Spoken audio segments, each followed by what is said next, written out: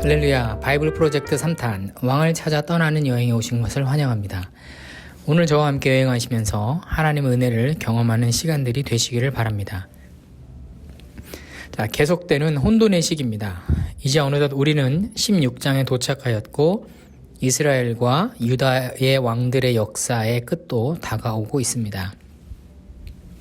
16장에서 기억해야 하셔야 할 키워드는 유다 왕 아하스, 아수르 우상 숭배입니다. 아하스 왕은 어떤 사람입니까? 그는 20세에 왕에 올라서 16년 동안 나라를 다스렸습니다. 그리고 유다에서 해시계를 만든 왕입니다. 그는 선한 왕일까요? 악한 왕일까요? 아하스는 유다의 왕들 중에 가장 사악한 왕으로 꼽힙니다. 그래서 그가 죽었을 때 역대하 28장 27절에 보면 유다의 다른 경건한 왕들과 같이 열왕의 묘실에 장사되지는 못하고 단지 예루살렘 성에 장사되었다고만 언급하고 있습니다. 그 이유는 아하스의 지난 행적들을 살펴볼 때 그의 악행이 심했기 때문에 당시 사람들이 열왕의 묘실에 장사하는 것을 막았던 것 같습니다. 자, 그렇다면 그는 왜 사악한 왕일까요? 첫 번째, 자기 아들을 불태워서 번제물로 들기까지 하였습니다. 둘째, 큰 나무 밑에 산당을 지어놓고 백성들에게 경배할 것을 장려했습니다.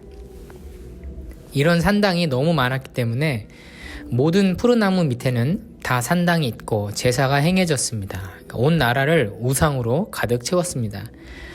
세 번째, 성전을 마구 훼손시키고 성전 기물도 다른 곳으로 옮겨버렸습니다. 왜냐하면 아시리아 왕에게 잘 보이기 싶었기 때문입니다.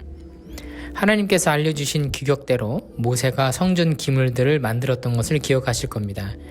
모세가 다 만들고 나서 검사까지 하면서 완벽하게 마쳤을 때 하나님께서 임재하셔서 그들을 축복하던 장면이 떠올려지실 겁니다. 얼마나 감격과 은혜의 순간이었습니까?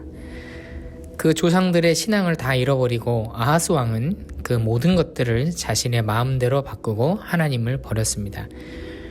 그는 끝까지 성전을 최대한 많이 더럽힌 사람입니다. 참 아이러니하죠.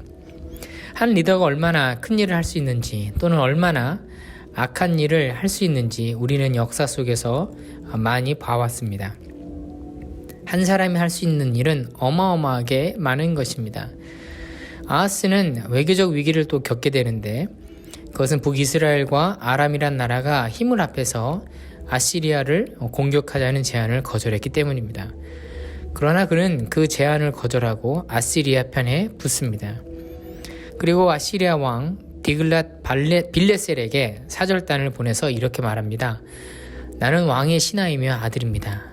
내가 지금 아람 왕과 이스라엘 왕에게 공격을 당하고 있습니다. 오셔서 나를 그들의 손아귀에서 건져주시기 바랍니다. 그는 외교적으로 현명한 왕이라고 평가될 수도 있습니다. 시대 흐름에 맞춰서 그 시대의 강대국들을 잘 파악하고 그들에게 잘 대해주는 왕이었다는 점에서 말입니다. 그러나 참 외교는 무엇입니까? 그것은 하나님의 뜻을 구하는 것입니다. 당시에 등장하는 선지자는 이사야입니다.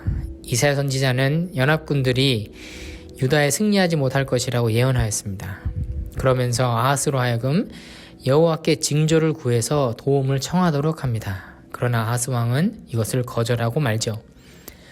그 안에는 하나님이 없었기 때문에 하나님보다는 자신의 지혜와 외교력으로 위기를 극복하려고 하였습니다. 참으로 안타까운 일입니다. 결국 하나님을 떠난 아하스 왕은 말 못하는 우상 앞에서 머리를 조아려 했습니다. 뿐만 아니라 아수르 왕에게는 복종하는 신복이 되어서 그의 비유를 거스르지 않기 위해 하나님의 전을 개조하는 죄악을 범하게 됩니다. 그 악한 자는 결국 악한 선택을 하기 때문에 점점 더 망하게 되는 것입니다. 오늘 아침에 기도하실 때 위정자들과 또 리더들을 위해서 중보를 부탁을 드립니다. 하나님을 제대로 알고 믿는 리더들이 되고 또한 믿음의 다음 세대들이 이 땅 가운데 설 수 있도록요. 17장입니다. 북이스라엘의 멸망이 기록되어 있습니다. 210년 만에 북이스라엘은 멸망하게 되었습니다. 이스라엘을 죄로 물들인 여로보암 이후에 계속해서 파멸의 길을 내리치닫던 북이스라엘은 드디어 호세아 왕을 마지막으로 아수르에게 멸망당하고 맙니다. 북이스라엘이 왜 멸망했습니까? 그 원인은 그들이 여호와께 범죄하였기 때문입니다. 출애굽의 이적을 통해서 살아계신 하나님의 능력을 몸소 체험한 이스라엘 백성들은 말로는 여호와를 섬긴다고 하면서 이방신을 따랐고 이교도들의 관습을 행하였습니다. 그래서 마을마다 산당을 세우고 아세라 목상에게 숭배하였습니다. 이스라엘 백성들은 우상 숭배를 금하라는 여호와의 명령을 거부했습니다. 심지어 선조들이 여호와와 맺은 언약조차도 무시했던 것입니다. 동시에 이들은 금송아지, 바알과 아세라, 그리고 1월 성신 등을 숭배했습니다. 또한 아이들을 제물로 바치는 이방인의 관습을 따르면서 점술과 마술을 행하기도 하였습니다. 이스라엘의 멸망의 결과는 어떠했을까요? 결국 하나님의 영이 임하지 않으니 결국 호세아 왕은 하나님을 의지하지 않고 또 잔물을 굴려서 이집트와 손을 잡으려다가 실패합니다. 결국 아수르에게 멸망을 당할 수밖에 없는 상황이 되는 것이죠. 아수르의 사르곤은 이스라엘 사람들을 아수르 지역으로 이주시켰고 대신 여러 이방 민족들을 사마리아라는 지역에 정착시켰습니다. 사마리아에 온 이방 민족들은 여호와가 아닌 각기 자신의 민족을 섬겼습니다. 사마리아는 혈통과 신앙의 순수성 모두를 잃어버린 것입니다. 종교 전시장이 되어버린 것입니다. 따라서 이곳은 충돌과 무질서가 난무하였고 심지어 맹수가 출몰해서 사람이 죽는 일까지 발생하고 맙니다. 그리고 이들의 멸망은 남아있는 남유다에게는 중대한 경고가 되었습니다. 18장입니다. 본장에서 기억할 단어는 히스기야입니다. 히스기야는 조선시대 왕으로 치면 세종대왕 같다고 볼 수도 있겠죠. 분열 왕국 이후에 가장 탁월한 왕으로 평가받는 13대 왕이 히스기야 왕입니다. 아버지 아하스의 유약함과 불신앙 때문에 정치적, 종교적 상황뿐 아니라 경제적 상황까지도 극도로 피폐해져 있었던 유다는 대계획을 단행합니다. 아마도 북이스라엘의 멸망을 보면서 두려웠을 것입니다. 우리도 잘못하면 저렇게 되겠구나.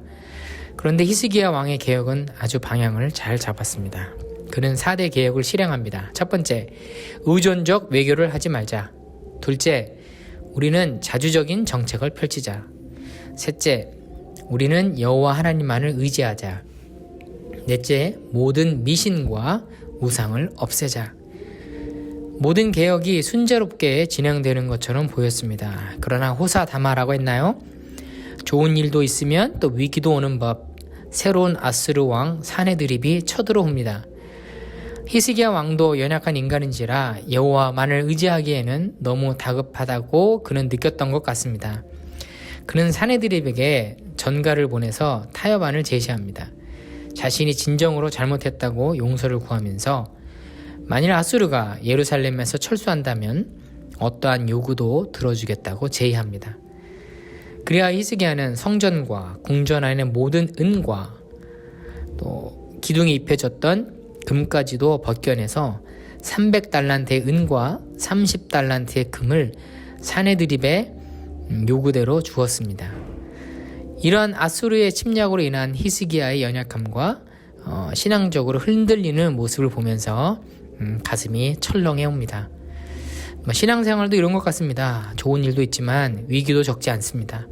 중요한 것은 하나님은 변치 않으시는 분이라는 사실입니다. 그리고 우리의 신앙생활에는 반드시 테스트로서의 시험이 있다는 것을 기억해야 합니다. 중요한 것은 그 테스트를 치르고 있을 때라도 우리의 중심은 하나님을 붙잡고 있어야 하는 것입니다. 자, 히스기야 왕은 어떻게 이 시험을 치를까요? 그는 어떤 선택을 해야 할까요? 그리고 이제 히스기야 왕과 남유다의 운명은 어떻게 될까요? 궁금하신 분들은 내일 새벽에 오시면 알 수 있습니다. 자, 물은 물길을 따라 흘러갑니다. 오늘도 하나님을 향한 믿음의 물길을 만들어 가시면서 예수 그리스도 안에서 행복한 하루가 되시기를 축복합니다. 감사합니다.